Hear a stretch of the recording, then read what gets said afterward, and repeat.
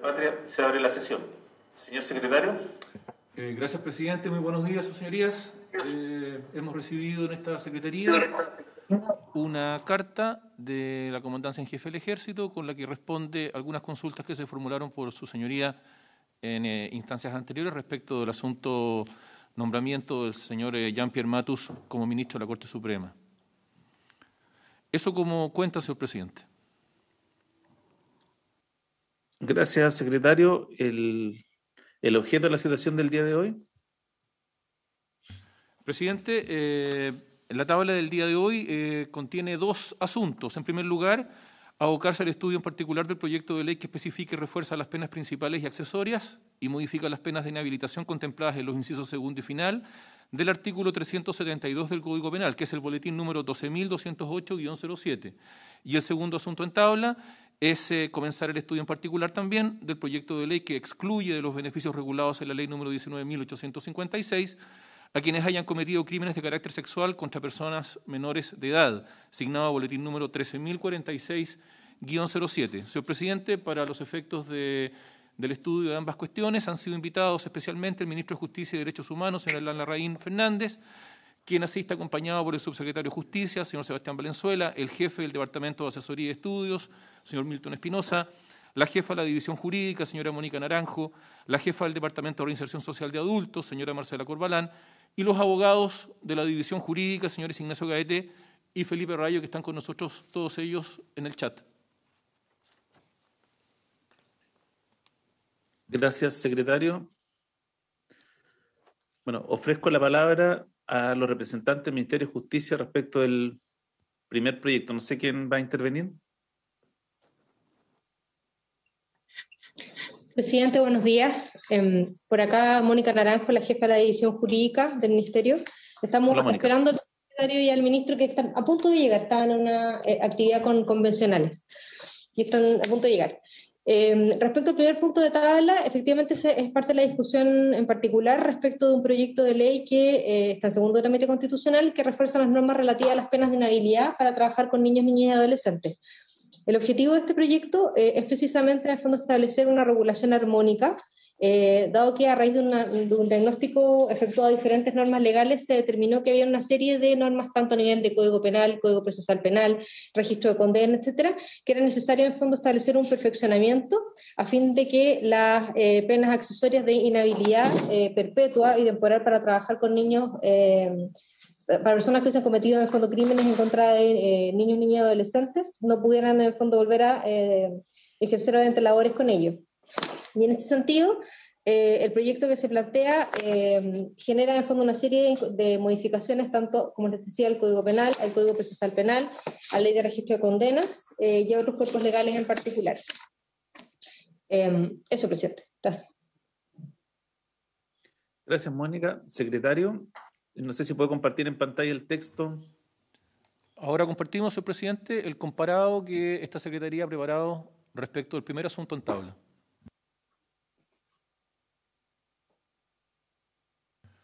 Señor presidente, a este proyecto de ley se han formulado dos indicaciones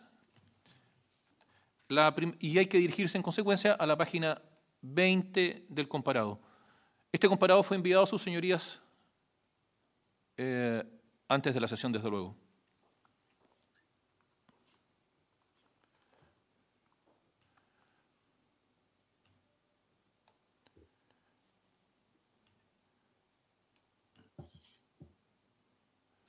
Vamos a la página donde están las indicaciones, por favor, secretario. Ahí vamos, presidente. Estamos con alguna dificultad tecnológica, pero ahí vamos. La página 20, presidente.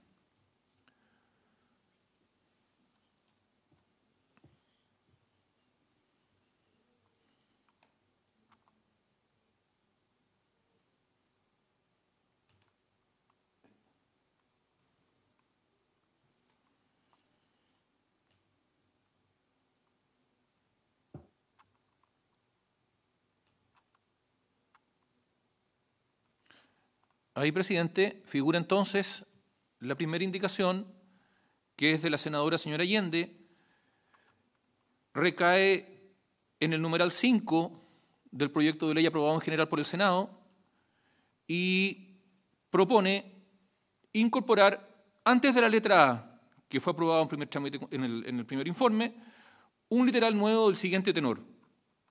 La misma obligación tendrán las empresas reguladas en el título 7º del Código del Trabajo, sin que las empresas principales puedan exonerar su responsabilidad civil ante dicha omisión. Esta norma está referida a aquella que señala: toda institución pública o privada que por la naturaleza de su objeto o el ámbito específico de su actividad requiera contratar o designar a una persona determinada para algún empleo, cargo, oficio o profesión que involucre una relación directa y habitual con menores de 18 años de edad, adultos mayores y personas en situación de discapacidad, deberá, antes de efectuar dicha contratación o designación, solicitar la información a que se refiere el inciso precedente.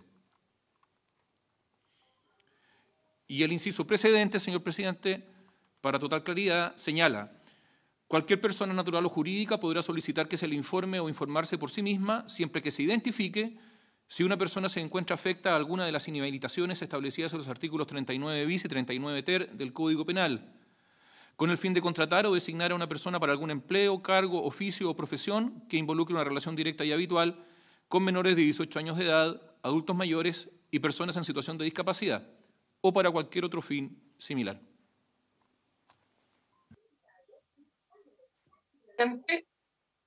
Doña Luz. ¿Cuáles son las empresas reguladas en el título 7º? Porque el concepto de institución pública o privada del inciso final pareciera que las incluyera a todas, ¿o no?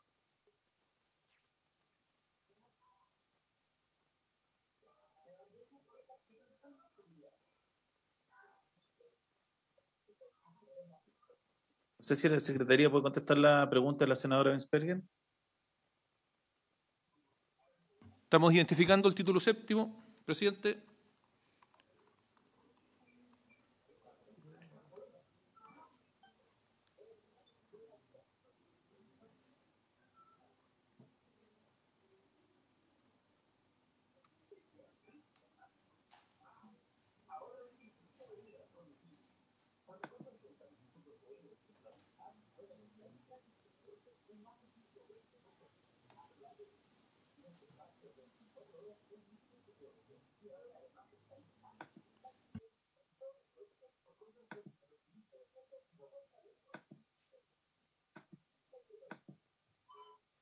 Habla del título 7º del Código del Trabajo, pero no dice de qué libro. Ese puede ser el error.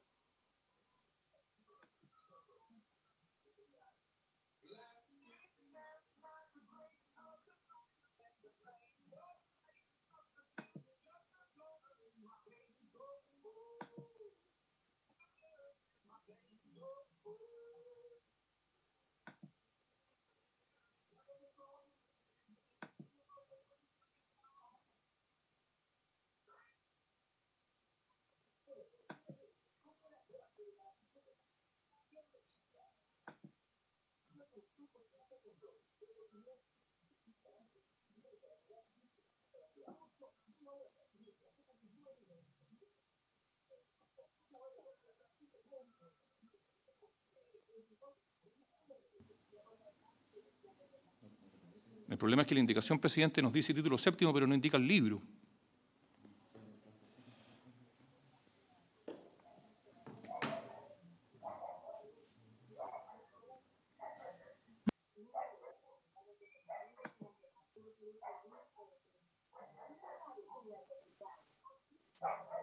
El concepto, presidente, de toda institución pública o privada, ¿qué empresa pudiera dejar o qué institución o empresa pudiera dejar afuera?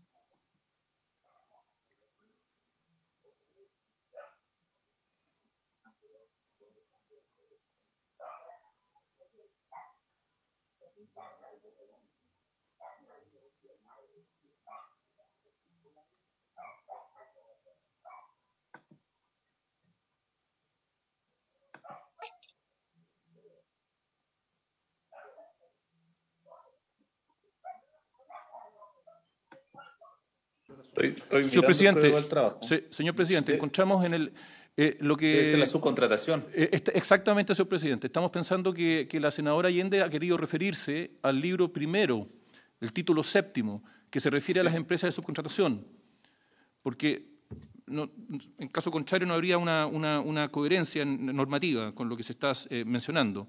Y respecto de la pregunta que hace la senadora señora Bensperger respecto de qué institución o qué empresa podría quedar fuera de la nomenclatura institución pública o privada, en mi opinión, esta Secretaría, la verdad es que es una expresión lo suficientemente amplia como para incorporar a todo tipo de entidades públicas o privadas, y habría que pensar incluso que podría también comprender a las empresas de subcontratación.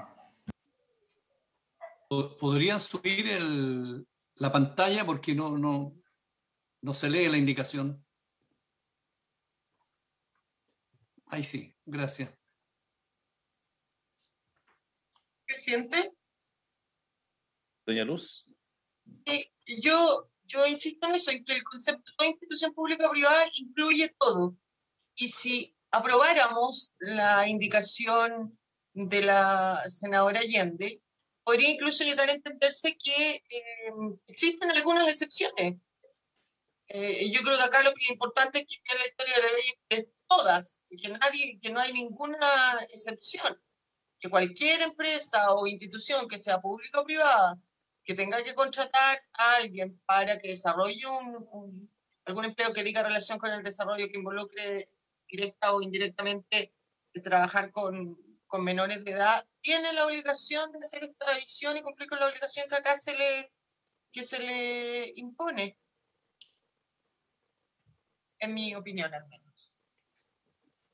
Presidente. Senador Buenchumilla.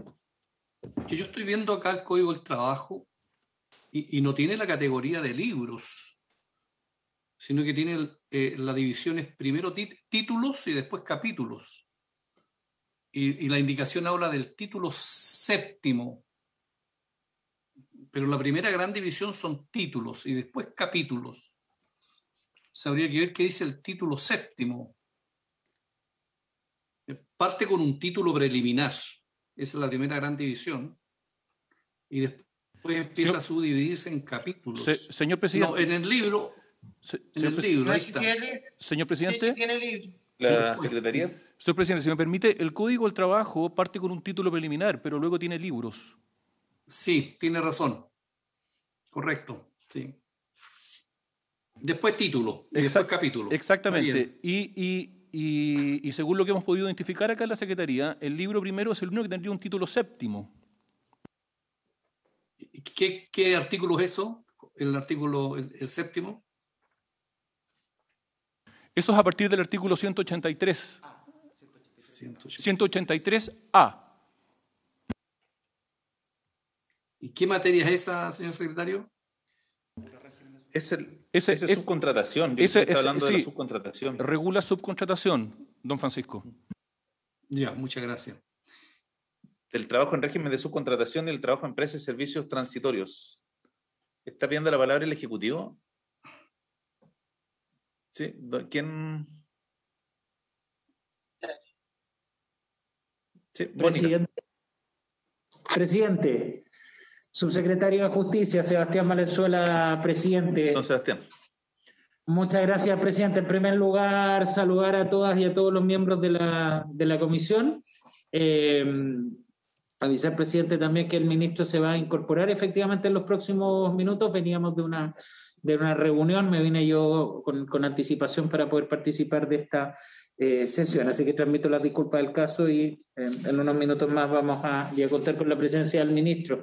Presidente, ahora entrando de lleno en esta indicación en particular, solamente confirmar también lo que hemos visto nosotros respecto de esta indicación, que en primer lugar efectivamente entendemos se estaría refiriendo, si bien habla en términos globales del título séptimo, referido al libro primero de dicho título, que corresponde efectivamente al libro que trata del trabajo en régimen de subcontratación y también del trabajo en empresas de servicios transitorios. Esto parece ser lo que intentaría aludir la indicación.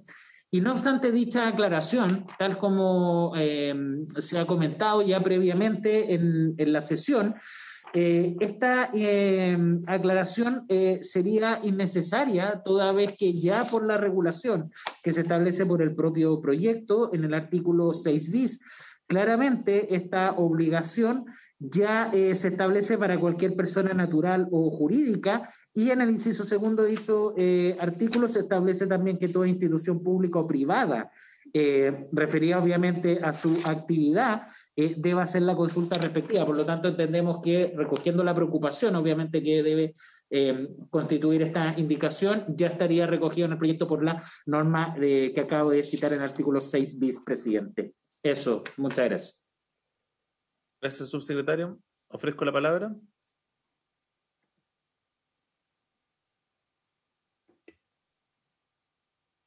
No veo palabras pedidas. Yo creo que tiene razón lo que plantea la senadora Bensberg y el subsecretario, que esta norma más bien tiende a confundir que a clarificar un tema. Senador Buenchumilla. No, yo quería que viéramos qué dice el artículo 6 bis, digamos. ¿Lo puede leer, por favor, la secretaría? Señor presidente, el artículo 6 bis dice: cualquier persona natural o jurídica podrá solicitar que se le informe o informarse por sí misma, siempre que se identifique, si una persona se encuentra afecta a alguna de las inhabilitaciones establecidas en los artículos 39 bis y 39 ter del Código Penal, con el fin de contratar o designar a una persona para algún empleo, cargo, oficio o profesión que involucre una relación directa y habitual con menores de 18 años de edad, adultos mayores y personas en situación de discapacidad, o para cualquier otro fin similar. Toda institución pública o privada que por la naturaleza de su objeto o el ámbito específico de su actividad requiera contratar o designar a una persona determinada para algún empleo, cargo, oficio o profesión que involucre una relación directa y habitual con menores de 18 años de edad, adultos mayores y personas en situación de discapacidad, deberá, antes de efectuar dicha contratación o designación, solicitar la información a que se refiere el inciso precedente. El Servicio de Registro Civil e Identificación se limitará a informar si a la fecha de la solicitud la persona por quien se consulta se encuentra afecta a alguna de las inhabilidades establecidas en los artículos 39 bis y 39 ter del Código Penal y omitirá proporcionar todo otro dato o antecedente que consta en el registro. Para acceder a esta información, el solicitante deberá ingresar o suministrar el nombre y el número de rol único nacional de la persona cuya consulta se efectúa. Un reglamento establecerá la forma y las demás condiciones en que será entregada la información. Si quien accediera al registro utilizara la información contenida en él para fines distintos de los autorizados en el inciso primero, será sancionado con multa de 2 a 10 unidades tributarias mensuales, la que será impuesta por el juez de policía local del territorio en donde se hubiera cometido la infracción en conformidad con la ley número 18.287. Se exceptúan de lo establecido en el inciso precedente las comunicaciones internas que los encargados de un establecimiento educacional o de salud, sus propietarios, sostenedores y profesionales de la educación o salud realicen con el objeto de resolver si una persona puede o no prestar servicios en el mismo en razón de afectarle algunas de las inhabilitaciones previstas en los artículos 39 bis y 39 ter del Código Penal. Tampoco se aplicará a las informaciones que dichas personas o establecimientos deban dar a autoridades públicas. Ese es el artículo 6 bis in integrum, señor presidente. Gracias, secretario. Ofrezco la palabra. Presidente.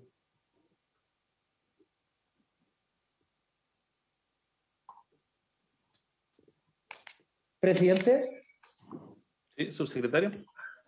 Sí, bueno, primero señalar, tal como había avisado unos minutos después que se incorporó finalmente el ministro de Justicia y Derechos Humanos en la... Mis disculpas, presidente y senadores, estaba en la convención constituyente, pero aquí estamos a sus órdenes.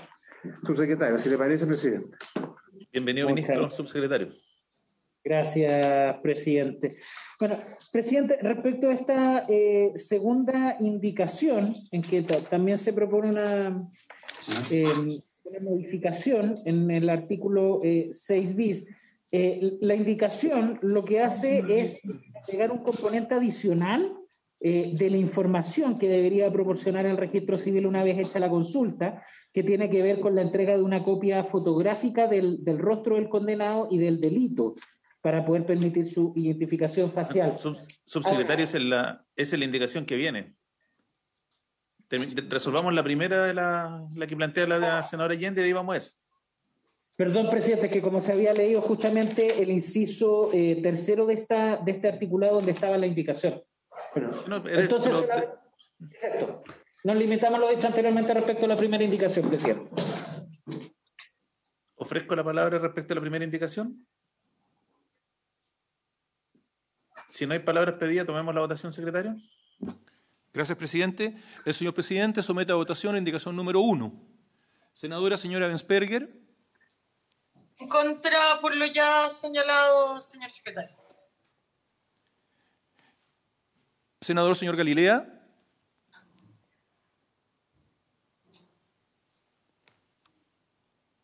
Senador don Rodrigo Galilea.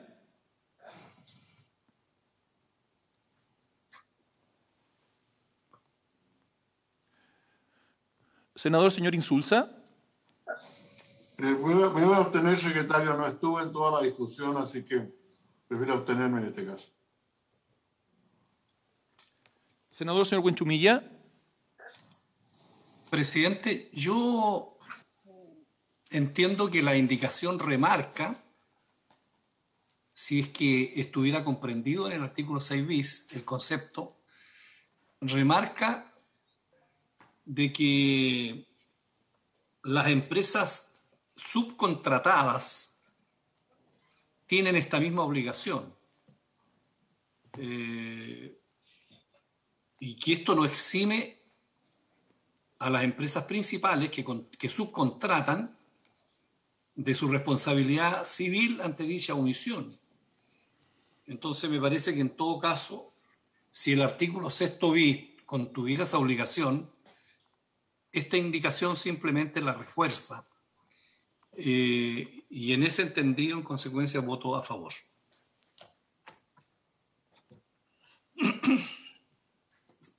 Voy a llamar nuevamente al senador señor Rodrigo Galilea. Senador señor Rodrigo Galilea.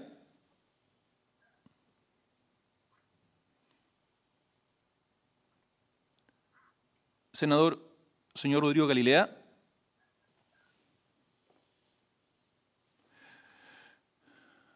Señor presidente. En contra, secretario. Señor presidente, faltando el voto del senador señor Galilea, se ha producido aquí la situación prevista en el artículo 178. Tenemos 2 votos de rechazo, una abstención, un voto a favor. Debemos, en consecuencia, aplicar la norma que he señalado. Dice, si proclamada la votación se advierte que las abstenciones o los votos diferentes del que se pide determinan que quede sin resolverse la proposición que se vota, se procederá de inmediato a repetir la votación con requerimiento a los senadores que se hayan abstenido para que emitan su voto y a aquellos que hayan votado de manera diferente de la pedida para que lo ajusten a la posición que se vota.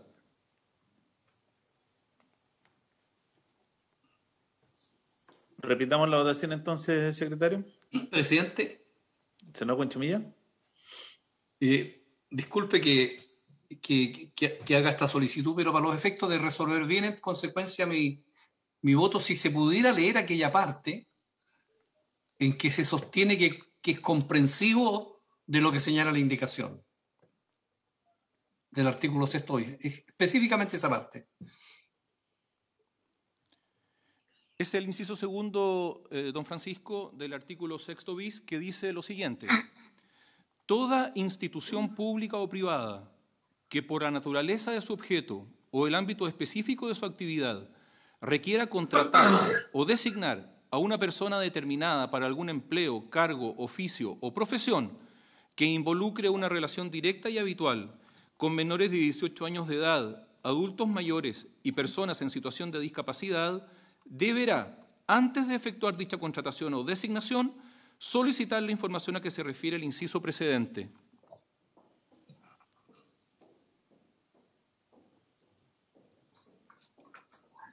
Yo está efectivamente incluida. Sí. Entonces la pregunta es si esta norma se refiere a las empresas principales, por así decirlo, y también incluye a las empresas accesorias o subcontratistas. Yo creo que esa es la duda que tenía la senadora Allende cuando presentó la indicación. Entonces, en el entendido de que las empresas subcontratistas están comprendidas en esta disposición, entonces yo daría la mayoría, presidente, para rechazar la indicación. Para la historia de la ley que están comprendidas las subcontratistas. Y así resolvemos el problema, si le parece. Rechacémosla por unanimidad, entonces, presidente. Gracias, senador Insulza y senador Buenchumilla. Y el secretario, entonces se entiende rechazada 4-0, y para la historia de la ley, el secretario va a dejar constancia en el acta. Así es, señor presidente.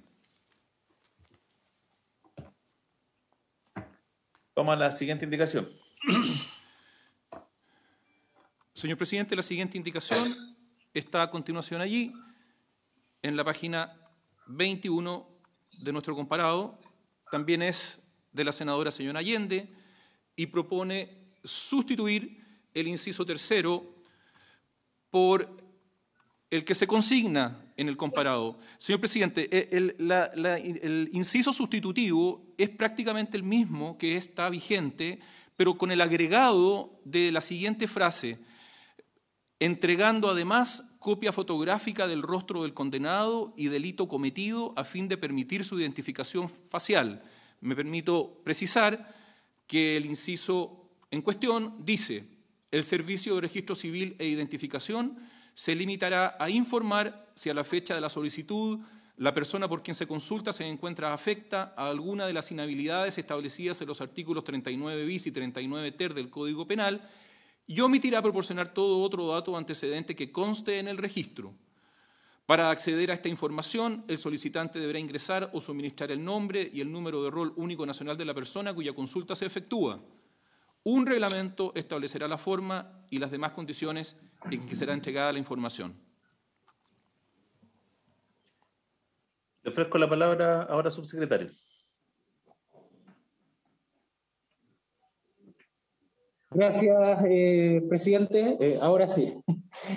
Bueno, respecto de esta indicación, como comentaba anteriormente, presidente, tiene por objeto incorporar un nuevo componente dentro del registro, de acuerdo a esta modificación que se hace en el inciso 3 de este artículo 6 bis.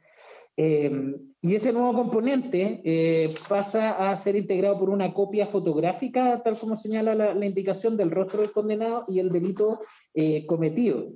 Ahora, ¿cuál es la situación actual respecto del registro? Lo que determina a efectos de la consulta en el registro la individualización de la persona es precisamente el RUT de esta persona. Justamente un empleador, sea una persona natural o jurídica, va a hacer una contratación, por lo tanto tiene el RUT de esta persona, y posteriormente lo que va a hacer es contrastar este RUT en el registro, y esa es la información que entrega el registro civil. La verdad es que si uno ve cuál podría ser el aporte o la ganancia de incorporar un antecedente adicional, la verdad es que genera dudas esa conveniencia y el real beneficio. Y lo digo por lo siguiente, porque al haber un único elemento, que en Chile está bastante consolidado, por cierto, que es el RUT, basta que haya coincidencia en ese elemento para que surja obviamente la prohibición de contratar a este trabajador. Si se agrega un nuevo elemento, como en este caso sería la fotografía, la verdad es que podría entenderse que una persona que tendría que ser por obligación ingresada al registro de hacer la consulta, tendría que tener un doble match, por llamarlo de alguna manera. Por un lado el RUT y por un lado la fotografía. ¿Y qué pasaría si el día de mañana la fotografía no coincide, la fotografía está desfasada, desactualizada, la persona cambió, por ejemplo, su aspecto físico, y solo podría traer mayor confusión y la persona podría decir, el RUT coincide, pero la fotografía no, y por lo tanto igual la voy a contratar. En ese sentido creemos que podría efectivamente traer algún elemento contradictorio o de mayor confusión. En las circunstancias que hemos visto que no hay un problema en cuanto al uso del RUT. Y por lo tanto, cada vez que se ha hecho la consulta y aparece el RUT, surge necesariamente la obligación. Por eso señalamos básicamente viendo cuáles son las ventajas o beneficios que podría tener la indicación, la verdad que podría incluso ser más perjudicial el día de mañana, presidente. Solamente eso. Gracias. Presidente. Gracias, subsecretario. Doña Luz. Sí, efectivamente yo concuerdo con lo que acaba de decir el subsecretario, entendiendo el sentido de la indicación de la senadora Allende. Creo que finalmente lo que este proyecto busca es proteger, ¿no es cierto?, a los menores, a los adultos mayores y a las personas con alguna discapacidad, de que nadie que haya sido condenado por algún delito de tipo sexual pueda ser contratado para que trabaje en relación con ello. Si nosotros incluimos aquí, además de entregar esa información, debe entregarse una copia fotográfica del rostro del condenado, creo que el día de mañana puede servir, ¿no es cierto?, de argumento para aquellas empresas públicas o privadas que no respeten esto y que al haberse enviado la información, efectivamente, a lo mejor con el RUT diciendo que está condenada, pero que la foto es absolutamente distinta o porque la persona ha cambiado. O sea, cualquiera de nosotros, si ve, o al menos el mío, si uno ve su carnet de identidad con la presencia actual, de repente las personas cambian mucho su fisonomía y puede servir el día de mañana como un argumento para las empresas a decir que por un error lo contrataron porque cuando se llegó la fotografía no era la misma persona que estaba buscando el trabajo. Entonces, efectivamente, en Chile lo que se usa para identificar a la persona es el RUT. Entonces, agregarle esto, entendiendo que se busca tener mayor seguridad, creo que puede producir un efecto contrario, presidente. Gracias. Gracias, doña Luz. Ofrezco la palabra.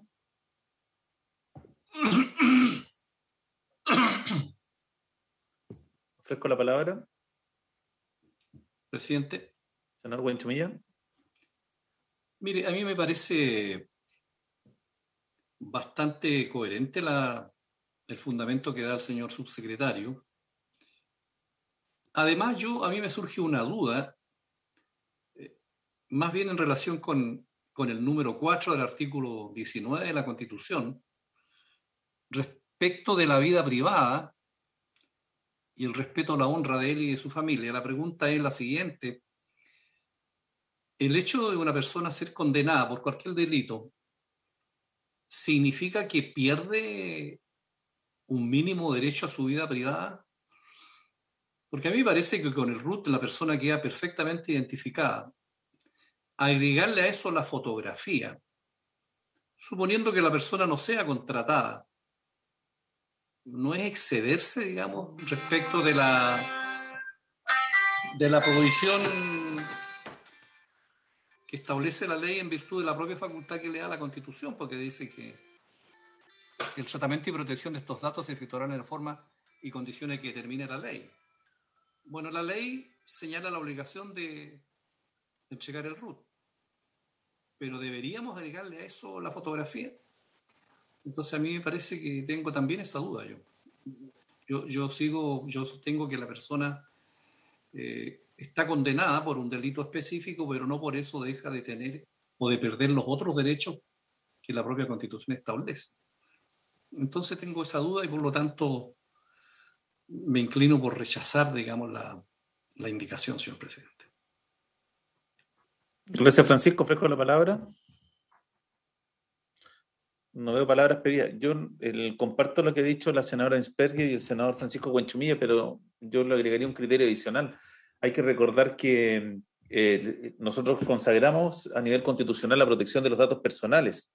Y en el fondo lo que se estaría liberando a través de esta disposición son también datos de carácter personal, los datos biométricos, entre otros.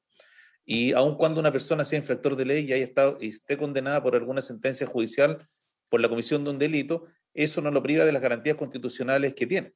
Entonces, mi impresión es que esta norma es inconstitucional. Y además también por lo que ha dicho el subsecretario, que hoy día el registro que valida prácticamente cualquier persona en el país es su número de cédula nacional de identidad. No veo razón de por qué adjuntar la fotografía. Así que por eso también estoy por rechazar esta indicación. Ofrezco la palabra. Estoy de acuerdo, presidente, así que si quiere la aprobamos ya. Entonces, votemos la indicación. Entonces hay que rechazar la indicación. Por eso hay que rechazarla. Señor presidente, somete a votación la indicación número 2. Senadora señora Ebensperger.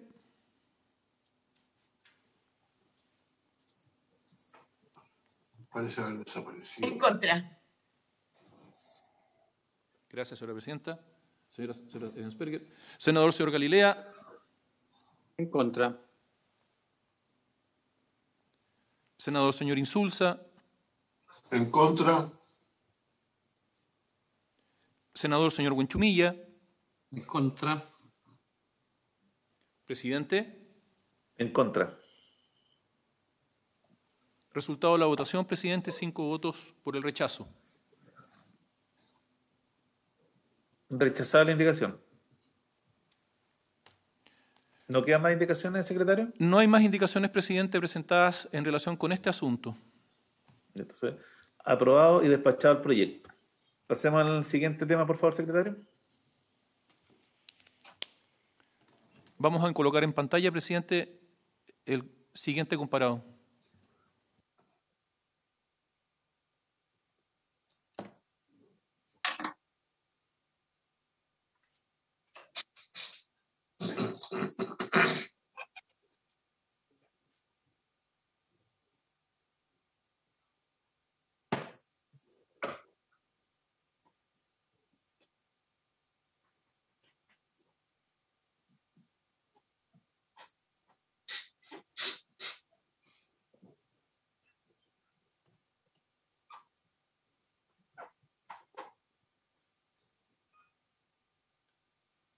Bien.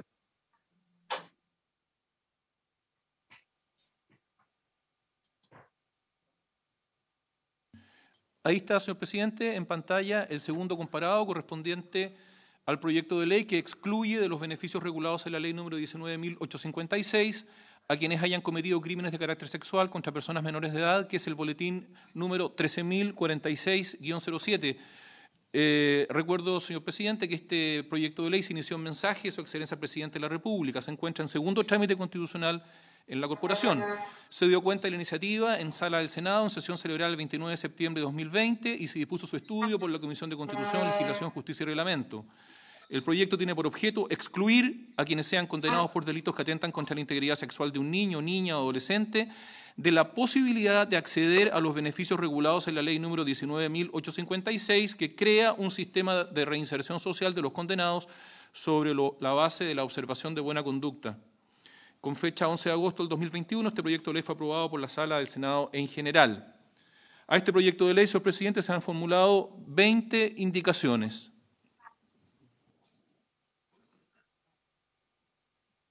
Vamos viendo las indicaciones, secretario. La primera indicación, señor presidente, se refiere a la denominación del proyecto. Es de los senadores señora Rincón y señor Buenchumilla y proponen eliminar la expresión de carácter sexual.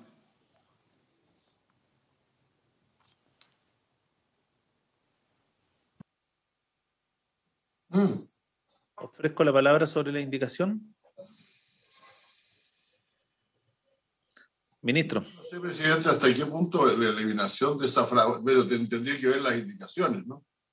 Porque así a primera vista parece, con mucho respeto, casi variar el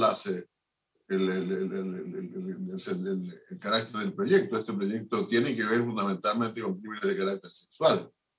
Ahora, si eliminamos a todos los beneficios regulados en la ley 19.856, a todos los que han cometido crímenes, cualquier crimen contra personas de menores de edad, no sé si está en la idea matriz de quienes propusieron este proyecto.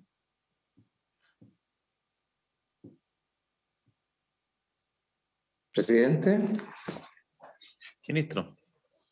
Sí, efectivamente, como bien señala y repara el senador Insulza, la idea de esta iniciativa no se refiere a una reformulación general del proyecto de la ley que estableció la reducción de condenas, la ley 19.856, sino que específicamente surgió, como recuerdo haberlo contado, por la inquietud que a nosotros nos suscita el estar dándole este tipo de beneficio a personas que hayan cometido crímenes de carácter sexual contra personas menores de edad, contra niños, niñas y adolescentes. Este ha sido parte de una línea que se ve reflejada en el proyecto que acabamos de aprobar, el proyecto que dice relación con el registro de ofensores sexuales, para evitar que estos puedan seguir teniendo contacto, aparte de las condenas, seguir teniendo contactos con posterioridad y queden inhabilitados para trabajar con menores sexuales, o con el proyecto de ley que declaró la imprescriptibilidad de los delitos cometidos con abusos sexuales en contra de menores de edad. Se inscribe en una política pública que hemos estado impulsando que tiene esa coherencia. Por lo tanto, eliminarle de carácter sexual y permitir rebaja de condena o impedir rebaja de condena en otros crímenes contra menores de edad se sale de la idea matriz de este proyecto, que corresponde, como digo, a una política pública que estamos siguiendo respecto de estos temas. Yo no discuto que respecto al tema de la rebaja de condena se puedan revisar muchas materias, pero no es parte de este proyecto. Yo creo que esta iniciativa no corresponde, dada la idea matriz central, que es referida precisamente a crímenes de carácter sexual en contra de menores de edad. Gracias, presidente. Gracias, ministro. Ofrezco la palabra. Presidente. Senador Buenchumilla.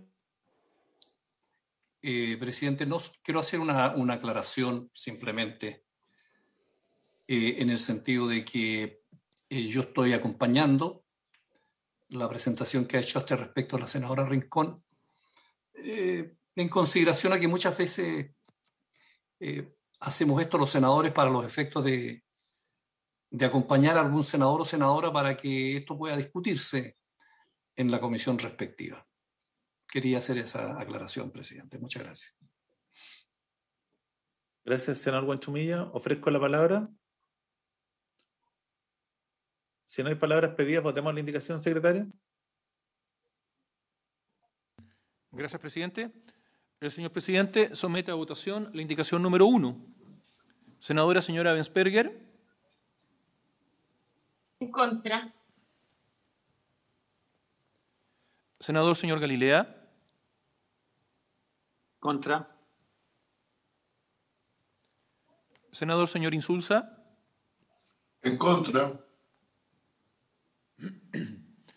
Senador señor Buenchumilla. Me abstengo. Señor presidente. En contra. Señor presidente, resultado de la votación, 4 votos por el rechazo y 1 abstención. Rechazada la indicación. Vamos a la siguiente.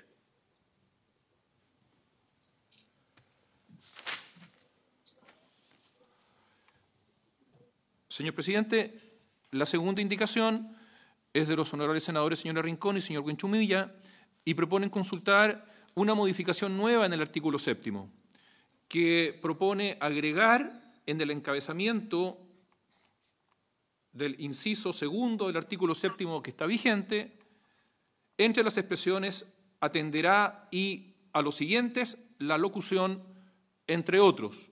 Por tanto, ese encabezamiento quedaría: para calificar la disposición a que se refiere el inciso precedente, se atenderá, entre otros, a los siguientes factores. Ofrezco la palabra. ¿Podría mostrarnos los demás factores para saber cuán exhaustiva es la enumeración que está en la... Secretario, ¿se puede leer el resto del artículo, por favor? Señor presidente, el artículo 7º vigente dice: criterios de evaluación obligatorios. Para los efectos de lo previsto en esta ley, se considerará comportamiento sobresaliente aquel que revelare notoria disposición del condenado para participar positivamente en la vida social y comunitaria, una vez terminada su condena. Para calificar la disposición a que se refiere el inciso precedente, se atenderá a los siguientes factores. A. Estudio. La asistencia periódica del condenado a escuela, liceo o cursos existentes en la unidad penal, siempre que ello redundare en una objetiva superación de su nivel educacional vía alfabetización o conclusión satisfactoria de los cursos correspondientes a enseñanza básica, media o superior, según fuere el caso. B. Trabajo. La asistencia periódica del condenado a talleres o programas de capacitación ofrecidos por la unidad penal, siempre que ello redundare en el aprendizaje de un oficio o labor provechosa. Asimismo, tratándose de condenados que dominaren un oficio, el ejercicio regular de éste al interior del recinto penal, sea con fines lucrativos o benéficos. C. Rehabilitación. La voluntad exhibida por el condenado mediante el sometimiento a terapias clínicas en orden a superar dependencias a drogas, alcohol u otros, en su caso. D. Conducta. Espíritu participativo, sentido de responsabilidad en el comportamiento personal, tanto en la unidad penal como durante los traslados, y, en general, cualquier otro comportamiento que revelare la disposición a que se refiere el inciso primero. Asimismo, para los efectos de la calificación de que trata esta ley, podrá atenderse al nivel de integración y apoyo familiar del condenado si lo tuviere, y al nivel de adaptación social demostrado en uso de beneficios intrapenitenciarios. Tratándose de la calificación del comportamiento correspondiente al período mencionado en el artículo 9, solo se atenderá a los factores descritos en las letras C y D precedentes.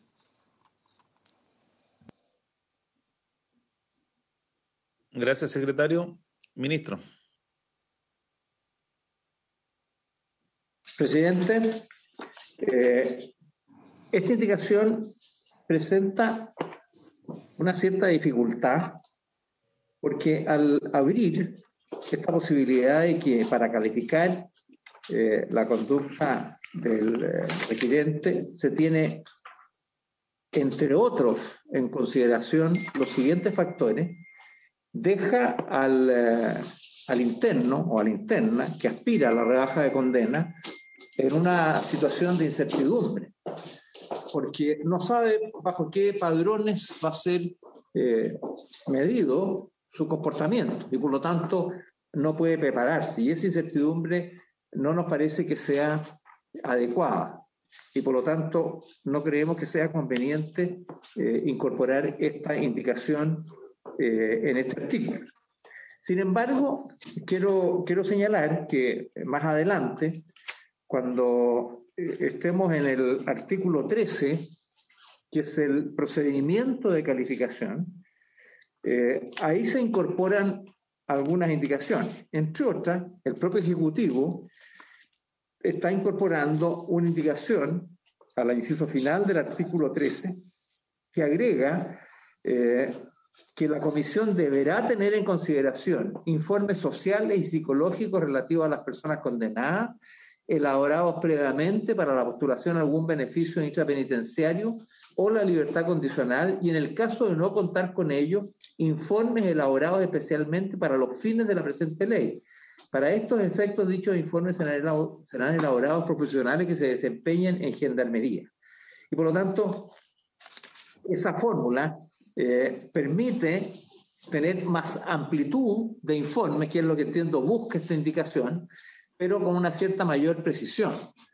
Dicho en otras palabras, yo sugiero, presidente, que esta indicación sea rechazada para no incorporar un elemento que ajeno a la ley, porque lo deja en un limbo de cuáles son las materias por las cuales va a ser evaluado, y que lo revisemos en el artículo 13, que es el artículo que dispone cómo la comisión califica esta conducta y los informes que requiere. Y si requiere más antecedentes, los podrá pedir, pero con claridad respecto de los propios objetivos que establece la ley. Esa sería nuestra sugerencia, presidente. Gracias, ministro. Ofrezco la palabra. Presidente. Doña Luz. Yo en términos generales concuerdo con lo que acaba de señalar el ministro, pero sí me hace ruido porque pareciera que en la letra D, existente hoy día en la ley, aunque se refiere solo al requisito de la conducta, también termina con algo genérico, dice, y en general cualquier otro comportamiento que revelare la disposición a que se refiere el inciso primero. Eso también es algo que queda muy abierto, aunque ya está en la ley, ¿no es cierto? Pero que quedaría casi concordante con esta indicación. Pero efectivamente entiendo yo que la ley lo que establece aquí es solamente son estos 4 criterios lo que se pueden analizar para ver los criterios cuando se haga la evaluación correspondiente. Simplemente señalar que me hace ruido ese término general también ya establecido, digo, en la ley, y esto no es producto de este proyecto, en la letra D. Gracias, presidente. Gracias, doña Luz. Rodrigo. Solo abundar un poco, quizás en lo mismo, presidente, pero el título del artículo 7 es criterios de evaluación obligatorios. Eso es enteramente incompatible con dejar abierta la posibilidad de cualquier criterio que el juez estime pertinente. Y de hecho, el comportamiento sobresaliente que revela una notoria disposición del condenado para participar positivamente en la vida social, también dice claramente que se prueba o se evalúa en base a los 4 criterios que menciona más adelante. Entonces, o uno modifica completamente el artículo 7, no solamente poniendo entre otros, sino que diciendo que no hay nada obligatorio, sino que son otros los factores, o tenemos que seguir la lógica del mismo artículo, que es incompatible con abrir el naipe a cualquier criterio que el juez de muy buena fe puede llegar a considerar para otorgar beneficios. Así que yo creo que para que tenga consistencia la norma, esto no debiéramos ponerlo en el artículo 7, sino que por último poner otros criterios obligatorios, pero no dejar abierto algo porque la obligatoriedad es incompatible con criterios que a cada juez, a cada comisión le puedan parecer oportunos. Gracias, presidente. Gracias, Rodrigo. Ofrezco la palabra. Presidente. Senador Buenchumilla. Claro, evidentemente que esos criterios son criterios normativos y por lo tanto son obligatorios.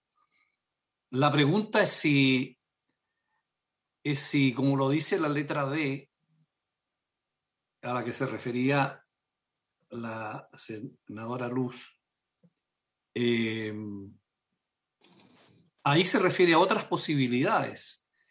Entonces es el propio artículo 7 el que establece hoy día, vigente actualmente, la posibilidad de que puedan haber, digamos, otras situaciones que puedan ser consideradas por el juez. Entonces, la obligatoriedad es el mínimo y en consecuencia pueden considerarse otros, o es solamente una cosa restrictiva y exclusiva y excluyente. ¿Vamos a oír para ver el D, por favor, presidente? Dejemos que termine el senador Buenchumilla. Sí, perdón, no, está bien. Entonces, en virtud de eso, yo creo que es el sentido de haberle agregado ahí, se atenderá, entre otros, a los siguientes factores. O sea, dejar obligatorios los 4 sin perjuicio de que se puedan considerar otros factores también. Y entonces veamos el D, tal como lo pide el senador Insulza, yo creo que ahí a ver si nos aclara. Secretario, por favor, ¿puede mostrar esa parte? Ahí está. Ahí está, presidente. Sí, presidente, me permite, la verdad es que en realidad yo no veo razón para tener criterios restrictivos. En estos casos uno puede imaginar una cantidad de situaciones que no coinciden exactamente con esto y que sería más fácil si se considera la indicación presentada. Por ejemplo, una que ha tenido una actuación relativamente heroica en un incendio en la cárcel. Sería un caso notable y no estoy muy seguro que eso sea espíritu participativo, tal vez tenga sentido de responsabilidad, no sé. O alguien que haya hecho un acto de generosidad con sus compañeros de prisión. Yo creo que vale la pena poner la indicación, presidente. Yo estaría de acuerdo en ello. Presidente. Senador Buenchumilla. Por favor, no la cambie, por favor, señor secretario. Bueno, uno tiene participación en tantas cosas que yo me entiendo que en la sala hubo una discusión respecto al inciso final de esto, si la memoria no me falla, cuando ahí contiene una norma totalmente abierta, digamos. Cuando señala que para los efectos de la calificación de que trata esta ley, dice, podrá atenderse al nivel de integración y apoyo familiar del condenado, si lo tuviere. O sea, si no lo tiene, no sé si es un plus o es una cosa negativa. se supone que si tiene un nivel de integración y apoyo, va a ser una cosa positiva.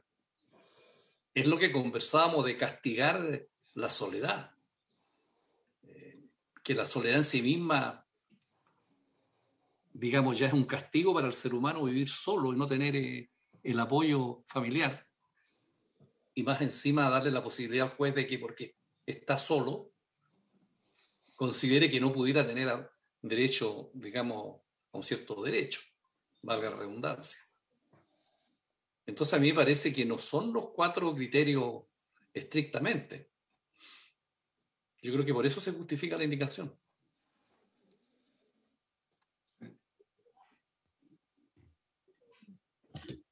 Doña Luz.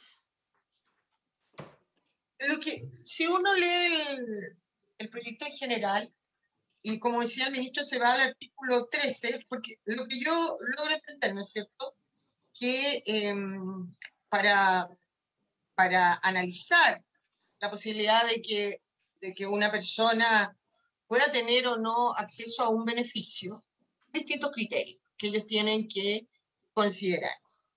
Los que están en el artículo 7 son obligatorios, es decir, o sí el Consejo de Evaluación tiene que analizar cada uno de estos criterios.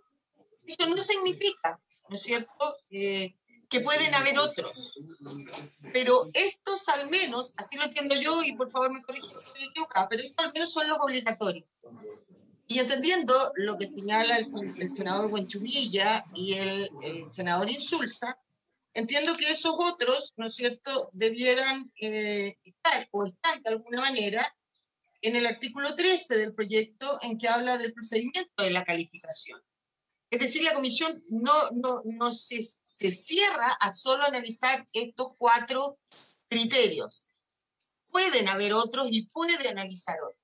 Pero estos 4, lo que yo entiendo del artículo 7 es que siempre serán obligatorios y siempre deben ser analizados por la comisión. En ese entendido, el entre otros, en el artículo 7, a lo mejor estaría de más, porque no pueden haber entre otros que sean obligatorios. ¿Cómo el Consejo va a saber, o la comisión que hace la evaluación va a saber cuáles son los otros obligatorios? Lo que no significa, ¿no es cierto?, de acuerdo al procedimiento para calificar, conforme al artículo 13, que existen otros. Eso es lo que yo entiendo. El 7 son los obligatorios, pueden haber otros, esos deben o se contemplan en el artículo 3. Pero si ponemos en el artículo 7 que son estos obligatorios, entre otros, significa que hay otros obligatorios. ¿Cuáles serían esos otros? Eso, presidente. Con la palabra, ministro. Gracias, presidente. Creo que es necesario poder hacer una referencia más general todavía al sentido que tiene esta ley de rebaja de condena, porque es importante entender cuál es su finalidad, ¿no? Esta es una norma que se dictó durante el periodo del presidente Ricardo Lagos con el propósito de buscar una mejoría del comportamiento interno de quienes están privados de libertad. Es un incentivo al buen comportamiento, a las relaciones entre los internos y los funcionarios, y a evaluar, ¿no?, su actuación de manera de poder incentivar con un premio, que es la rebaja de condena al final del cumplimiento. Si estaba condenado a 10 años y baja 2 meses, entonces reduce su pena de privación de libertad en ese periodo de tiempo, como un premio a su comportamiento pasado durante el periodo en que está privado de libertad. Por eso que es distinto al mecanismo de la libertad condicional. La libertad condicional es otra forma de cumplir la pena en libertad con el propósito de que la persona se vaya reinsertando socialmente y no mira, por lo tanto, a la conducta pasada, sino que está pensando en cómo se reinserta. Y ahí tiene exigencias necesarias para la reinserción. Acá la rebaja de condena lo que está haciendo es decir, aquí terminó su condena, porque cumplió el periodo, pero porque se portó bien, le vamos a reducir ese periodo en 2 meses, en 3 meses, en 6 meses, según lo que dé su comportamiento y las reglas en juego. Entonces, esto es lo central para poder diferenciar, ya que se han introducido situaciones distintas. Cuando una persona termina su condena, no se le puede preguntar si tiene o no familiares que lo puedan acoger cuando ya terminó su condena. Queda libre. No estamos exigiéndole. En cambio, cuando está una persona en libertad condicional y va a salir como liberto antes de que cumpla su condena, queremos estar seguros de que cumple su condena en libertad, sujeto a procesos de reinserción y que tenga una acogida familiar externa durante el periodo que le falta por cumplir su condena. Son situaciones distintas y por lo tanto exigencias distintas. Y ahora, ¿qué es lo que dice la ley? La ley dice criterios de evaluación obligatorios, ¿no? ¿Para quién? Se considerará comportamiento, para los efectos de esta ley, se considerará comportamiento aquel que revelare notoria disposición del condenado para participar positivamente en la vida social y comunitaria una vez terminada su condena. Ahora, ¿cómo se califica eso? Según los antecedentes que haya tenido dentro del periodo en que estaba privado de libertad, atendiendo estos 4 factores: el factor de estudio, el de trabajo, el de rehabilitación y el de conducta. Si uno agrega, entre otros, como ya señalábamos, está abriendo un margen de incertidumbre que son factores a considerar obligatoriamente. Y estamos agregando uno nuevo que no sabemos cuál es. ¿Qué es lo que va a significar? Porque los internos, si algo saben, es esto. Hablen con un interno y se saben de memoria estos 4 requisitos. Y los que quieren cumplirlos, los cumplen religiosamente. Si acaso uno cumple estos 4 requisitos y le rechazan la rebaja de condena porque le exigieron un requisito adicional que no estaba en la ley, lo único que vamos a hacer es tener recursos ante los tribunales y vamos a judicializar estos procesos en forma innecesaria, indebida y sin justificación. Por eso que es importante no dejar abierta la puerta a cualquier factor, porque estamos generando una incertidumbre de incumplimiento de la ley cuando se rechace, a pesar de haber cumplido los 4 factores obligatorios, ¿no? Se rechace la rebaja de condena por otros factores que no están en la ley. Enseguida, se dice en la letra D que esa abre una ventana, pero la verdad es que la ventana no es una ventana absoluta como la que se está abriendo entre otros factores, sino que a propósito de la conducta, se está viendo cómo esta persona ha mostrado espíritu participativo, responsabilidad en el comportamiento personal, tanto en la unidad penal, en los traslados y en general cualquier otro comportamiento que revelare la disposición a que se refiere el inciso primero, es decir, a demostrar que esta persona ha participado positivamente en la vida social y comunitaria una vez terminada su condena. Es decir, está dentro de un factor, la conducta, pero acotado al objetivo del inciso primero, ver otras formas que puedan existir, porque estas son las que están descritas en este artículo, son, por así decirlo, ejemplares. Espíritu participativo, sentido de responsabilidad, etcétera, y en general otro comportamiento que cumple el objetivo del inciso primero. Yo creo, presidente, que el artículo este está bien. Efectivamente, en el proceso de calificación se pueden precisar un poco más informes y antecedentes que ayuden a la calificación, pero los factores por los cuales Gendarmería tiene que proceder, la comisión tiene que evaluar, son aquellos que establece la ley, y si los abrimos en forma total, creo que vamos a generar conflictos, vamos a generar incertidumbre en los condenados y vamos a abrir un espacio de cuestionamiento a las decisiones que prohíban o que rechacen la rebaja de condena por otros factores distintos de lo que están específicamente señalados y que han permitido operar razonablemente bien en este campo durante estos años que está vigente esta ley. Gracias, presidente.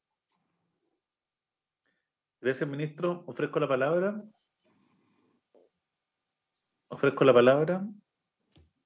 Senador Buenchumilla. Presidente, mire, yo quería solicitarle a usted, presidente, a los miembros de la comisión y al ministro, si sería posible que pudiéramos llegar hasta aquí en esta sesión, ya quedan como 8 minutos, para los efectos de poder tener la posibilidad de estudiar más a fondo este proyecto, toda vez que se nos cambió la tabla ayer y entonces no tuvimos oportunidad de profundizarlo, y atendido el nivel interesante de la discusión que se ha suscitado en la tramitación de este proyecto. De tal manera que adelantar el término por 7 u 8 minutos yo creo que no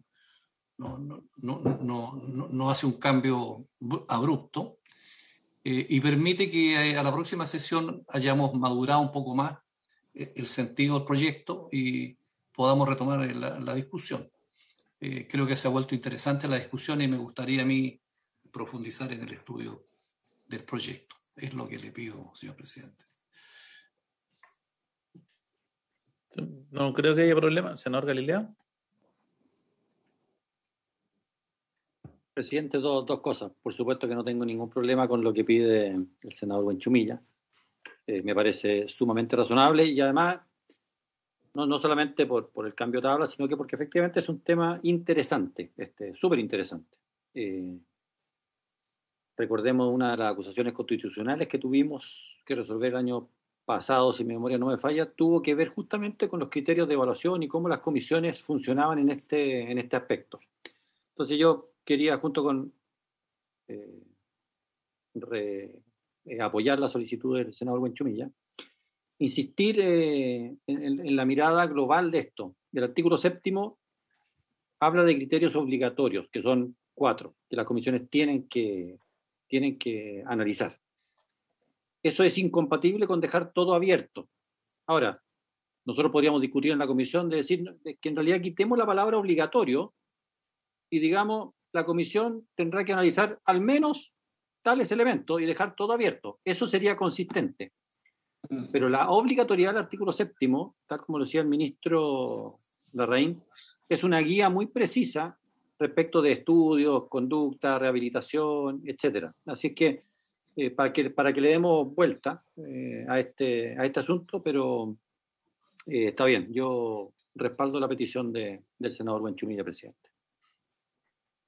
Gracias, Rodrigo. Bueno, vamos a dejar hasta acá la sesión y agradecemos la participación de nuestros invitados. Y habiéndose cumplido el objeto de la sesión, se levanta. Nos vemos mañana. Hasta luego, presidente. Nos vemos. Chao.